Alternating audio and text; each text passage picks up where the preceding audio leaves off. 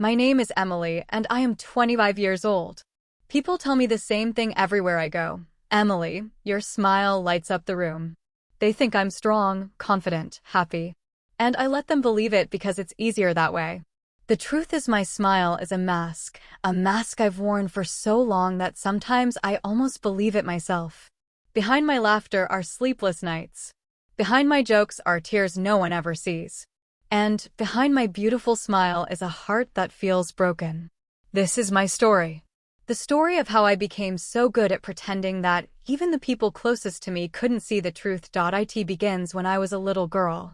Back then, I thought the world was simple, that if you were kind, people would be kind to you.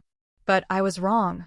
I still remember sitting on the school playground clutching my lunchbox while the other kids laughed. Not with me, but at me. You're weird. Look at her clothes. No one wants to sit with her. Their words stung sharper than any wound. My throat tightened, my eyes burned with tears, but I forced my lips into a smile. I thought if I smiled, maybe they wouldn't see how much I was breaking inside. When I came home that day, my mom noticed my red eyes. "Emily, are you okay?" she asked gently. I nodded quickly, putting on the same bright smile. "I'm fine, Mom. Just tired." And she believed me. Everyone always believed me. That was the day I learned the power of a smile, not as a symbol of happiness, but as armor, a shield to hide my pain. My father reinforced the lesson soon after. I remember sitting on the back steps of our old house, tears streaming down my face. He crouched down, his voice stern instead of soft. "Emily, wipe those tears. Don't let anyone see you cry. The world doesn't care if it hurts. If they see weakness, they'll use it against you. So smile, Emily. Always smile." So I did. Even through the tears, I smiled. And that was the beginning of the mask I still wear. Years later, the setting changed, but the pattern didn't. Instead of the playground, it was the office. Instead of classmates, it was coworkers. Every morning I walked in with a bright smile, coffee in hand, laughter ready. "Good morning," I'd say cheerfully, and people loved me for it. "Emily, you're always so positive. I wish I had your energy. You make this office brighter." I nodded, laughed, played the part. Because that's who Emily was supposed to be, the girl with the endless smile. But what they didn't see was the moment I closed my office door. The silence would fall heavy, and I'd stare at my reflection in the black screen of my computer. The smile would fade. My shoulders would drop. My eyes would blur with tears. I couldn't let anyone see. Because in this world, nobody wanted the truth. They only wanted the smile. One afternoon, I was sitting in the office break room with my best friend Olivia. We'd been friends since college. She knew me better than anyone. I laughed at her joke, my voice bright as always. But when she turned away for a moment, my smile slipped. My shoulders slouched. The truth flickered across my face. When I looked up, Olivia was watching me. Her eyes narrowed with concern. "Emily," she said softly. "Are you really okay?" I blinked quickly, forcing the grin back. "Of course I'm okay. You know me, always fine." But Olivia didn't laugh. "Sometimes I wonder if that smile of yours is hiding something." Her words cut through me. For a moment, I wanted to break, to tell her everything. But instead I laughed, waving her off. "Don't be silly. I'm just tired." She smiled weakly, but her eyes told me she didn't believe me. For the first time, I wondered if someone had begun to see through the mask. The night of the office party, everything sparkled, music, laughter, cameras flashing. Ryan stood by my side, his arm around my waist. "This is my girlfriend, Emily," he said proudly. He kissed my cheek as people complimented us. We looked perfect. The dream couple. But later that night, the music faded and the crowd was gone. We walked to the car. Ryan's hand dropped from my waist, his voice sharp the moment no one was watching. "Why did you talk so much tonight? You embarrassed me. Always trying too hard." His words sliced deeper than any knife. I turned to the window, forcing a trembling smile he couldn't see. "I'm sorry," I whispered. And I smiled even as tears welled in my eyes, because that's what I had always done. Back when we met, Ryan had been different. Gentle, attentive, kind. When I got sick in our first week of dating, he showed up with soup, medicine, and flowers. He whispered, "You'll never have to hide your pain from me." Back then, I believed him. But the man who once brought me soup was now the man who brought me bruises. The next morning, I stood in front of the mirror. My fingers brushed a faint bruise on my arm, the sharp grip of Ryan's hand from the night before. I reached for my makeup brush, covering it carefully, layer by layer. On the surface, I looked perfect again.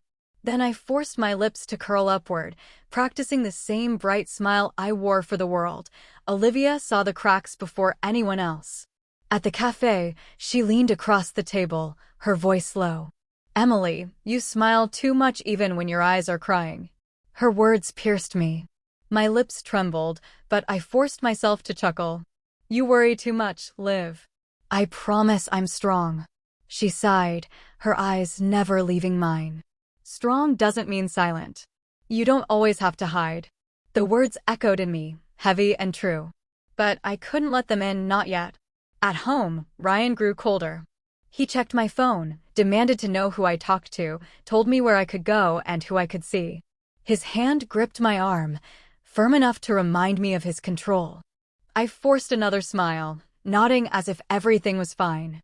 Alone in the bathroom, I stared at my reflection, lips trembling. "No one can know," I whispered.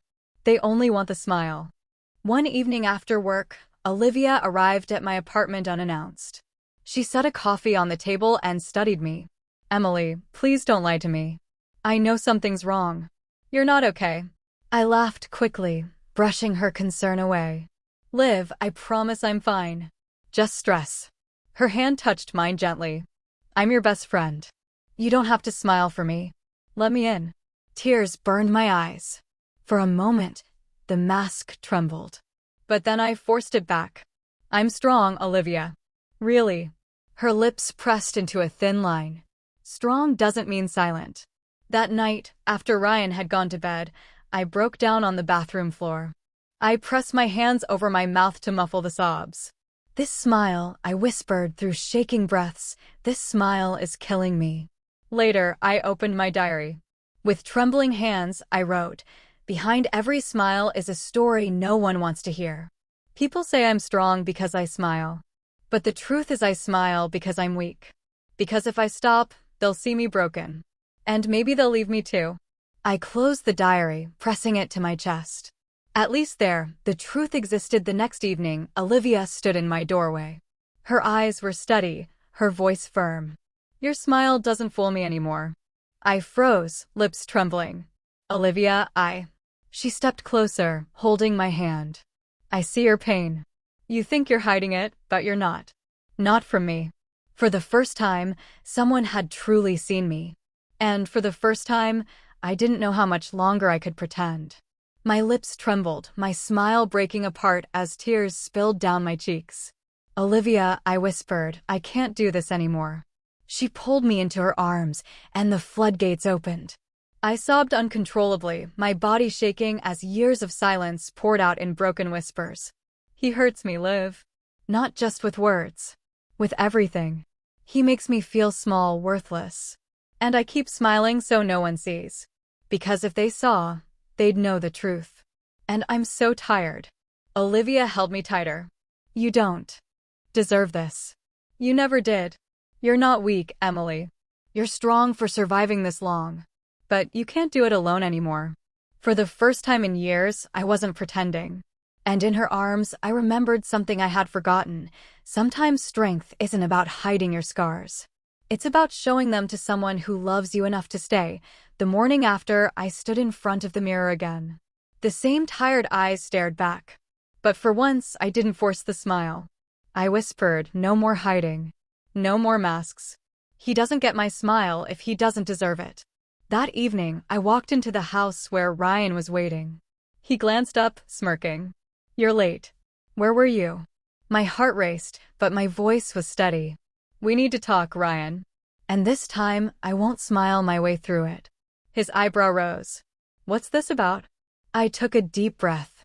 "I know what you've been doing. The words, the bruises, the control.